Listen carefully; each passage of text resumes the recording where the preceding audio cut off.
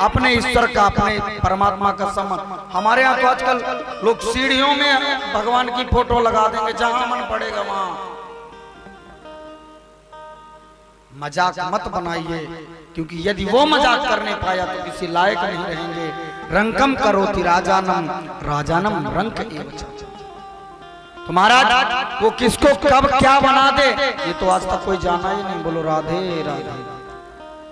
तो महाराज भगवान की बड़ी सुंदर लीला है।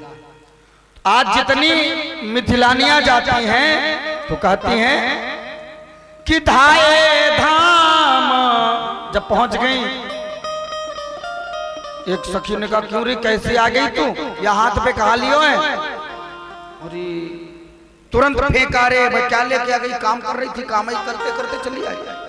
तो काम सब त्यागी मनहु रंक निधि लूटन लागी।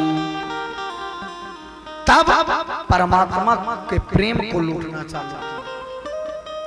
रंक निधि मानो कोई गरीब धन लूटने लगा हो, प्रेम लूटने लगा हो, यह भगवान की लीला है। तो महाराज आज सभी गोपियां पहुंचती हैं भगवान के पास। आज सभी गोपियां पहुंची, और जब गोपियां वहां पहुंचती हैं तो भगवान सबका स्वागत करते हैं। स्वागतम वो महाभागा प्रियम किम करवाणि वह ब्रजस्यानामयं कश्चित् ब्रूतागमन कारणम। भगवान ने सभी गोपियों का स्वागत किया। आइए, स्वागत है। स्वागत किया, स्वागत है, आइए। और फिर भगवान ने पूछा कैसे आई, काहे के लिए आई, कस्य आगमन कारणम, आपके आने का कारण क्या है? अब गोपियां चुपचाप खड़ी, बोले काहे के लिए आई हैं, इनको क्या बताएं। और गोपियां सच भी कहना चाहती कि हम काहे के लिए, हमको तो मालूम ही नहीं है। क्यों? क्योंकि जो गोपियों का प्रेम है वो निष्काम भाव का है, किसी इच्छा के लिए नहीं है।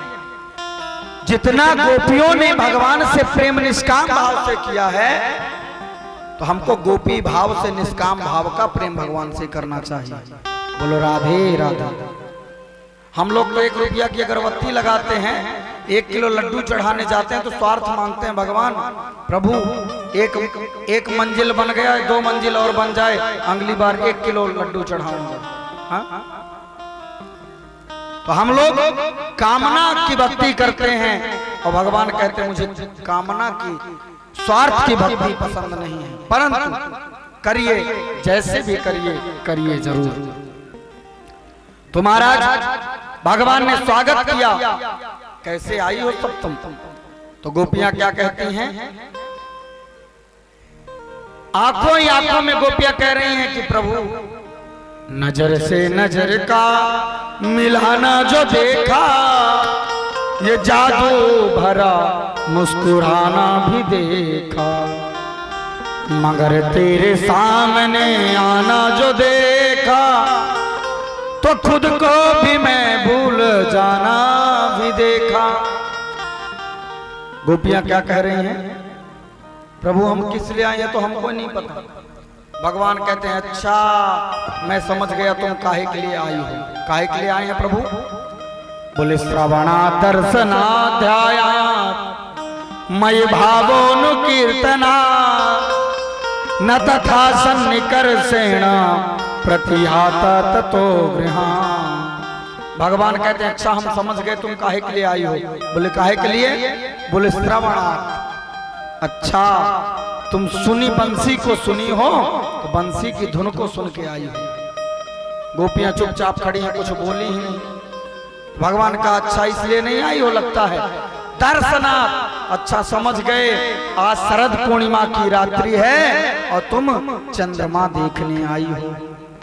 और मयि ध्यानात्, अच्छा जब गोपियों ने कोई जवाब नहीं दिया कि चंद्रमा देखने आए हैं तो क्या कह रहे हैं? अच्छा समझ गए, लगता है कि घर में झगड़ा हो गया। हाँ घर में झगड़ा हुआ इसीलिए तुम सब आई हो। भाई घर में भाई खटपट तो चल बाबा के मठ पर। आजकल थोड़ी से झगड़ा हुआ, चलो बाबा जी के यहाँ नहीं रहना, आश्रम में चलो। भगवान ने कहा कि अच्छा घर में पति से लगता है झगड़ा हो गया इसलिए आई हो।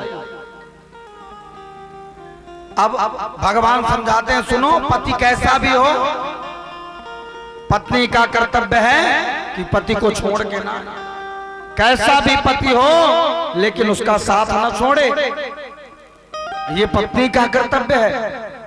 बहुत उपदेश दिया। अब गोपियों ने भगवान को प्रणय गीत के माध्यम से डांटना चालू किया। प्रणय गीत के माध्यम से डांटना चालू करते हैं। कहते हैं क्या कहा तुमने, क्या कहा है आपने प्रभु कि हम श्रवणा बंसी सुनने आए हैं। हाँ कन्हैया तुम्हारी जो बंसी है ना, ये माया रूपी बंसी, यही तो फंसा के रखी है, खींच लेती है। और दर्शना क्या कहा, चांद देखने आए हैं। अरे हमें चांद देखने की क्या जरूरत है। गोपियां कहती हैं ऐ फलक के चांद हमने भी एक चांद देखा है, तुझ में तो दाग है लेकिन हमने बेदाग देखा है। ऐ चांद तुझ में तो कलंक लगा है, पर हमारा जो कन्हैया है ना वो कृष्ण चंद्र है, उसमें तो कोई दाग नहीं है, हम तो उसको देखने आए हैं। और क्या कहा कि पति से झगड़ा हो गया इसलिए आई हैं। सुनो काहे को झगड़ा होगा पति से, हाँ? और यदि तुमने कहा कि पति से झगड़ा करके हम आए हैं तो सुनो पति कौन है, पति किसे कहते हैं। सुंदर अब गोपियां समझा रही हैं, भगवान चुपचाप बंसी लिए खड़े हैं।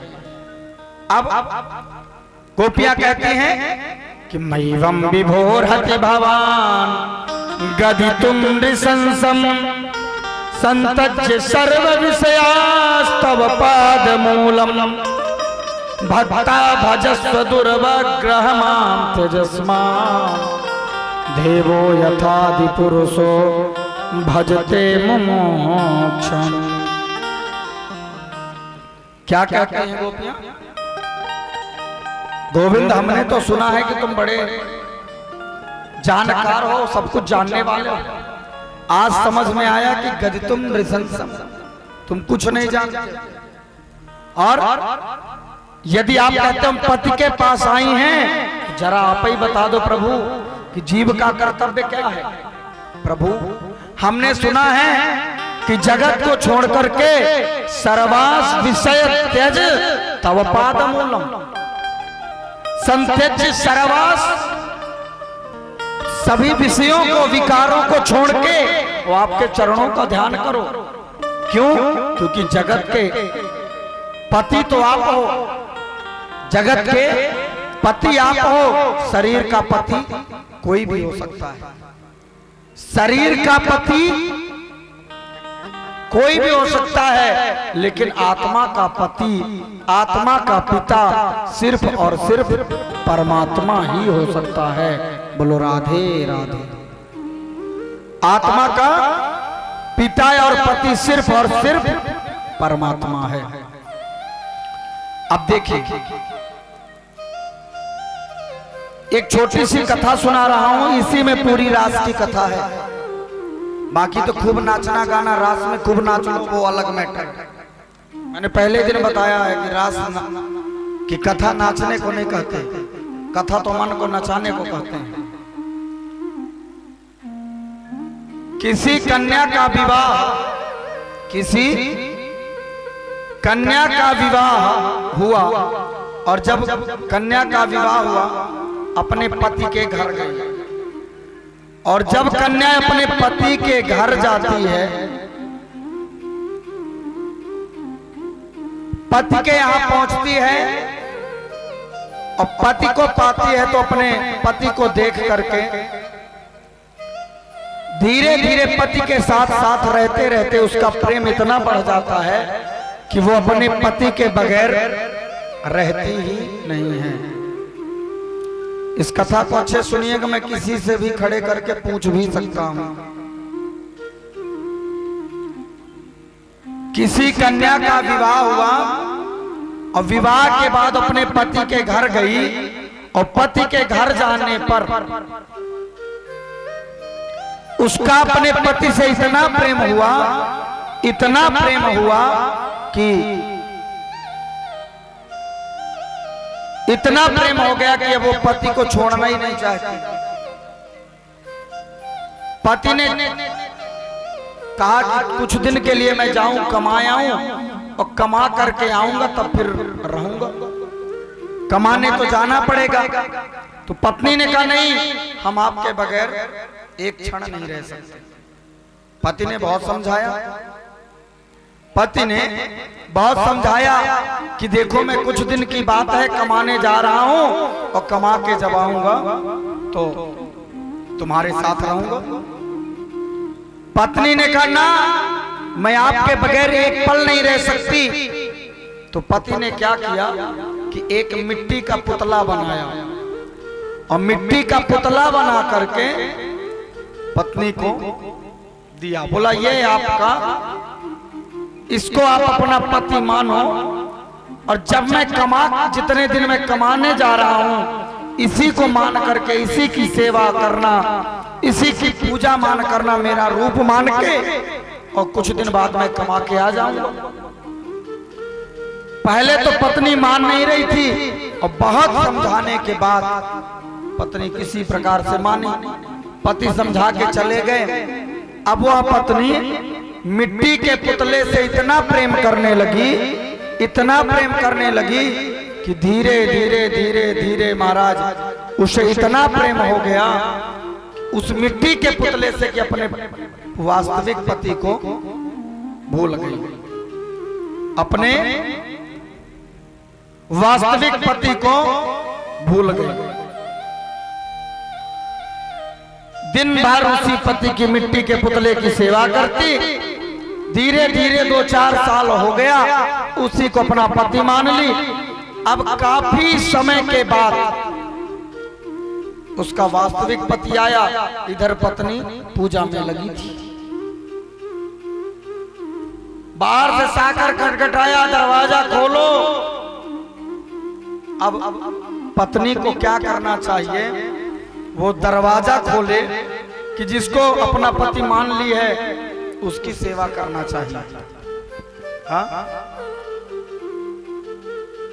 क्या करना चाहिए, किसकी सेवा करना चाहिए? जो मिट्टी के पुतले की कर रही है। जवाब एक होना चाहिए, दोनों में नहीं हो।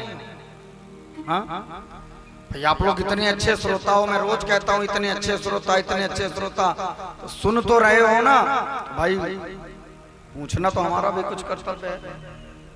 हाँ भाई, इतना आपको सुना रहे हैं, 3 घंटे की दक्षिणा लेकर के 5 घंटे 6 घंटे सुना रहे हैं, तो हमारा भी तो कुछ अधिकार है कि पूछ लें भाई सुना क्या है आपने। हाँ, क्या करना चाहिए बताइए, क्या करना चाहिए? दरवाजा खोल देना। तो जो मिट्टी का पुतला उसको क्या करें? तो जो जिसको मान लिया उसको छोड़ दें? नहीं नहीं, दोनों को तो रखना ही नहीं है, पति एक ही रखना है, दोनों को तो रखना ही नहीं है। मैंने ये तो पहले ही बोल दिया कि दोनों को नहीं रखना है, एक। हाँ क्या, जोर से बताइए। अच्छा, मतलब पैसा दे रहा इसलिए उसको मानेंगे जो जिसको, ये दुनिया है भैया, देख लो। हाँ, ऐसा है कि भैया कमा के वो देगा इसलिए उसको मानो। हाँ, क्या करना चाहिए और कोई बताइए? पुतले की करना चाहिए ना, और असली वाला चाहे भले मर जाए कहीं जाए। मिट्टी का पुतला जो है छोड़ के क्यों गया? तो जब कमाएगा नहीं तो फिर खाओगे क्या? ये भी तो समस्या है ना। हाँ, क्या करना चाहिए? यदि कथा मन से सुने होंगे ना तो जवाब सबके पास होगा।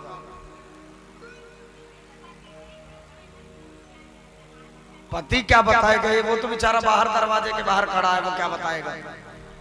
एक मिट्टी का पुतला है, वो बताने वाला नहीं है। दूसरा बाहर खड़ा है, वो तो बाहर ही बेचारा। हाँ, सुनाई नहीं दे रहा है भाई, दरवाजा खटखटा रहा है तो सुनाई दे दिया है, मैंने बताया ना। अब वो करे क्या इस परिस्थिति में कि एक बाहर है एक अंदर है? उस परिस्थिति में पत्नी का कर्तव्य क्या है?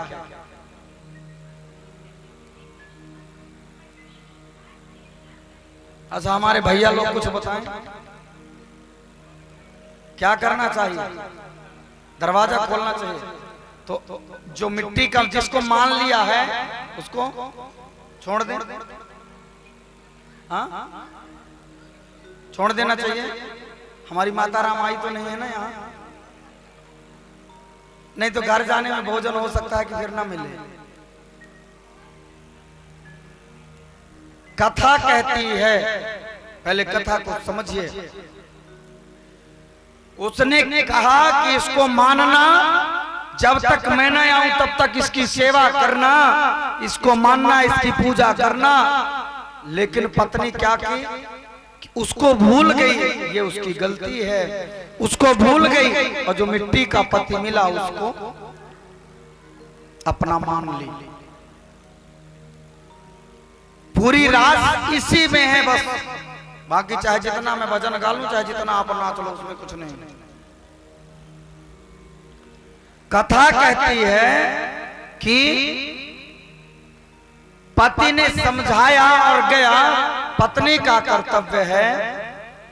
अब ऐसे सुने, थोड़ा और अच्छे से समझें। जब हम सब मां के गर्भ में होते हैं, हम सब जब मां के गर्भ में होते हैं, गर्भ में भगवान की याद बनी रहती है, क्योंकि कष्ट होता है। गर्भवास समम दुखम न भूतम न भविष्यति।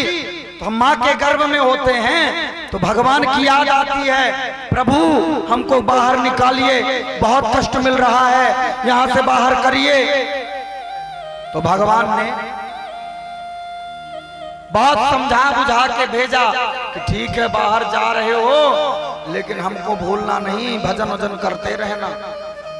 अब हम लोग बाहर आए, जब बाहर आ गए तो बेटा बेटी, पत्नी पति, दुकान मकान, व्यापार, हाँ सब में इतना खो गए कि उस जिसने भेजा है उसको भूल गए। इस आत्मा को जिसने भेजा हम उसको भूल गए। अब इस आत्मा का वास्तविक पति कौन है? परमात्मा। आत्मा का वास्तविक पति है परमात्मा, जिसको हम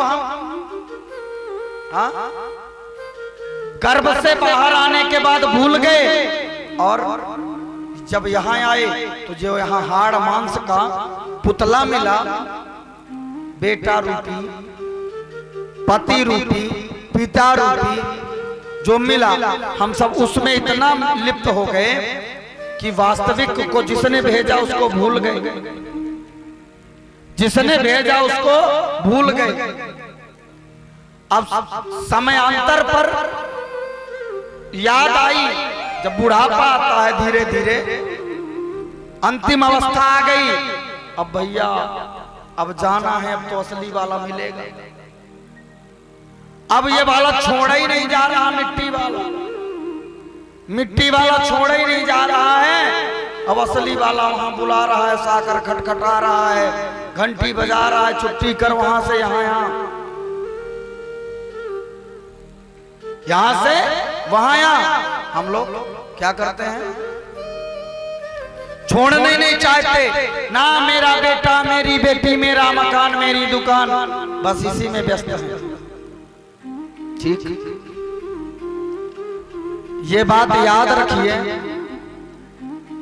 कि चाहे वो स्त्री हो या पुरुष हो, सबका वास्तविक पति परमात्मा है, क्योंकि सबके अंदर एक आत्मा है और उस आत्मा का पति परमात्मा है।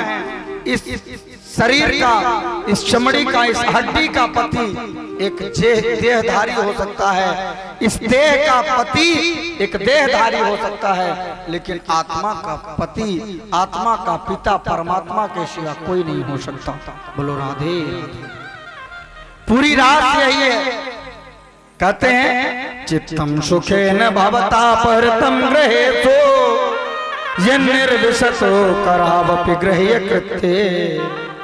हम लोग इतना घर के कामों में उलझ गए, गृह कारज नाना जंजाला में, कि अपने वास्तविकता को भूल गए, परमात्मा को हम धीरे धीरे भूल गए, ईश्वर का चिंतन भजन सब भूल गए। जिसको याद रखना चाहिए वो भूल गया, और जिसको भुला देना चाहिए वो याद रखते हैं। तो निवेदन करूं कि रास की कथा कहती है कि जीवन में आप अपना सब कार्य करो, लेकिन भगवान को मत भूलो। पर 3 बार बहुत बहुत धन्यवाद एक बार हमारे अमित भैया के लिए ताली बजा दे जोरदार। आदरणीय महापौर जी के, ममता पांडे जी के सुपुत्र हैं डॉक्टर अमित पांडे जी, और मैं निरंतर बात कर रहा था, मैंने कहा भैया आइएगा कथा में, तो आज इतना समय 2-2.5 घंटे का मिला। बहुत बहुत धन्यवाद, गोपाल जी की कृपा बनी रहे। बोलो भक्तवत्सल भगवान की। तो निवेदन करूं कि हमारे जीवन का कर्तव्य है कि हम रास करना चाहते हैं तो पहले आत्मा में परमात्मा को हमेशा बैठा के रखें, इस हृदय में परमात्मा का स्थान दे के रखें, क्योंकि ये जब तक हृदय मंदिर नहीं बनेगा तब तक चाहे जितने मंदिर घूम आओ कुछ होने वाला नहीं है। जब तक आपका कमरा खाली नहीं होगा, भाई कमरे में दुनिया भर का भरमजाल भरा हुआ है, जब तक वो नहीं जाएगा तब तक दूसरा सामान कैसे रखोगे? हाँ? उसको हटाने के लिए, उसको रखने के लिए अच्छे सामान को पहले दुनिया का कचरा हटाना पड़ेगा ना। तो इस हृदय के भवन से काम, क्रोध, लोभ, मोह, ईर्ष्या, जब तक इसको नहीं त्यागोगे तब तक वो परमात्मा आने वाला नहीं है। बोलो भक्तवत्सल भगवान की। तो आइए, आज निधिवन में सभी गोपियां एकत्रित हुई हैं। ये जो गोपियां हैं वेद के मंत्र ही गोपियों के रूप में आए हैं।